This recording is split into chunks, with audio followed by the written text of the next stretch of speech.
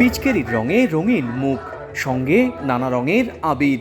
নানা শ্রেণী পেশার মানুষের এই অংশগ্রহণ হোলি উদযাপনে।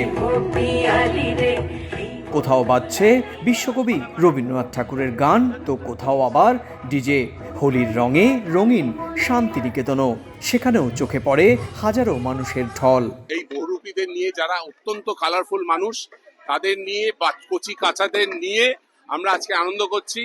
কারণ আমরা চাই এই যত কষ্ট সেটা রঙের মাধ্যমে মিছে যায়। এইরকম রঙিন যেন সারাটা বছর থাকে সবার মনে। ফেস্টিভ্যাল অফ কালার্স, সবাই আমরা রঙের একত্রিত হয়ে সবার মধ্যে যেন একতার বার্তাটা পৌঁছে দিতে পারি, সেটাই আমাদের মেন জিনিস। উৎসব, আনন্দের উৎসব, রঙের উৎসব, সবাই এক হওয়ার উৎসব। ভালো লাগছে। শাস্ত্র অনুযায়ী সনাতন ধর্মাবলম্বীরা এই দিনটিকে শ্রীকৃষ্ণ ও রাধার প্রেমের দিবস হিসেবেই মেনে আসছেন।